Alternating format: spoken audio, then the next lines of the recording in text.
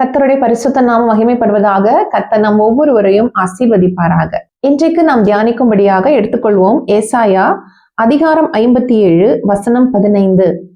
நித்திய வாசியும் பரிசுத்தர் என்கிற நாமம் உள்ளவரும் ஆகிய மகத்துவமும் உன்னதமுமானவர் சொல்லுகிறார், உன்னதத்திலும் பரிசுத்த ஸ்தலத்திலும் வாசம் பண்ணுகிற நான் பணிந்தவர்களின் ஆவியை உயிர்ப்பிக்கிறதற்கும் நொறுங்கினவர்களின் இருதயத்தை உயிர்ப்பிக்கிறதற்கும் நொறுங்குண்டு பணிந்த ஆவி உள்ளவர்களிடத்திலும் வாசம் பண்ணுகிறேன். இன்று கர்த்தருடைய வசனம் என்ன சொல்லுகிறது? கர்த்தர் உன்னதத்திலும் பரிசுத்த பர்வதத்திலும் வாசம் பண்ணுகிற தேவன். அவர் உன்னதங்கள்ல உட்கார்ந்திருக்கிறவர். அவர் உன்னதங்களிலே வாசம் பண்ணுகிற தேவன்.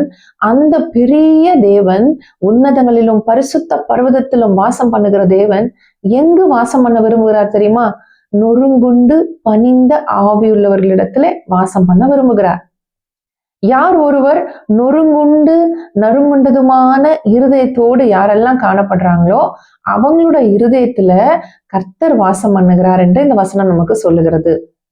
பரிசுத்தர் என்கிற நாமம் உள்ள தேவன், பரிசுத்த பர்வதத்துல வாசம் பண்ணுகிற தேவன், உன்னதங்களில வாசம் பண்ணுகிற தேவன், பரலோக சிங்காசனத்துல வீற்றிருக்கிற தேவன் இந்த மண்ணான மனுஷனுடைய இருதயத்துல, அதாவது மண்ணான மனுஷனிடத்துல வாசம் பண்ண விரும்புகிறார். இப்ப கர்த்தர் சொல்லுகிறார், மனுஷர்களிடத்திலே தேவனுடைய வாசஸ்தலம் இருக்கிறது என்று நாம் வாசிக்கிறோம். அப்படியாக கர்த்தர் நம்மிடத்திலே வாசம் பண்ண விரும்புகிறார். அப்ப நம்மிடத்துல அவர் வாசம் பண்ணணும் அப்படின்னா அவர் சொல்லுகிற ஒரே ஒரு கண்டிஷன் என்னது? நம்முடைய ஆவி பணிந்த ஆவியா இருக்கணும். நம்முடைய இருதயம் நொறுங்குண்ட இருதயமா இருக்கணும். அப்ப நொறுங்குண்ட இருதயம் அப்படின்னா என்ன? நொறுங்குண்ட இருதயம் அப்படிங்கிறது கடினம் இல்லாத ஒரு இருதயம். அதாவது இருதய கடினம்னு சொல்றோம் இல்லையா? அந்த கடினம் இல்லாத ஒரு இருதயம். அதாவது தேவனுடைய வசனம் கேட்கும் பொழுது, அதாவது நம்ம ஏதாவது ஒரு பாவம் செய்துட்டோம் அப்படின்னா, அந்த ஏதாவது ஒரு குற்றம் தேவனுக்கு முன்பாக நம்ம பாவமோ இல்ல மீறுதலோ பண்ணிட்டோம் அப்படின்னா நம்முடைய இருதயம் நொறுங்குடணும். அதாவது நம்முடைய இருதயம் நொறுங்கணும். நம்முடைய இருதயம் நொறுங்கும் பொழுது நம்ம என்ன பண்ணுவோம்? ஆட்டோமேட்டிக்கா நம்முடைய இருதயம் நொறுங்குச்சு அப்படின்னா கண்ணீரோட ஏசப்பாட்ட என்ன பண்ணுவோம்? அதுக்காக மன்னிப்பு கேட்போம். எப்பொழுதும் பயந்திருக்கிறவன் பாக்கியவான் என்ற வசனம் சொல்லுகிறது.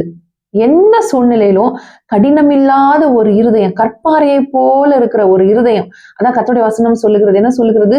அவங்களுடைய இருதயத்தை என்ன பண்ணுவேன்? நான் சதையான இருதயத்தை தரும், கல்லான இருதயத்தை எடுத்து போட்டு சதையான இருதயத்தை உங்களுக்கு அருளுவேன் என்று கர்த்தருடைய வசனம் சொல்லுகிறது. அப்படியாக நம்முடைய இருதயம் எப்படி இருக்கணும் அப்படின்னா, ஒரு கடினம் இல்லாத ஒரு நறுங்குண்ட இருதயமா இருக்கும் பொழுது கர்த்தர் அந்த இருதயத்திலே வாசம் பண்ணுவார் என்று நாம் வாசிக்கிறோம்.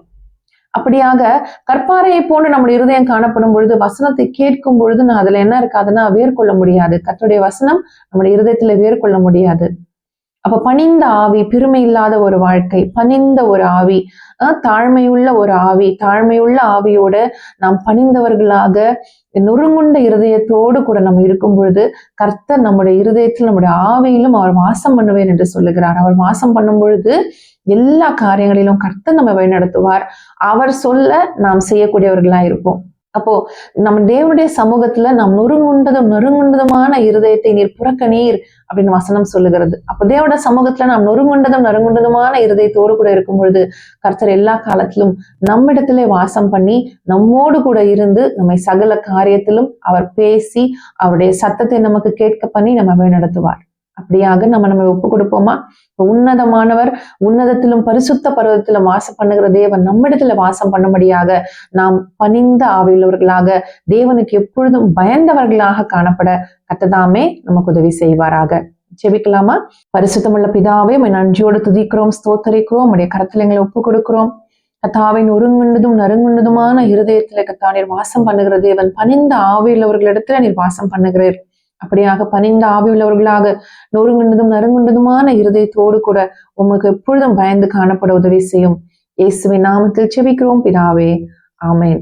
கர்த்தர் நம்மை ஆசீர்வதிப்பாராக. ஆமேன்.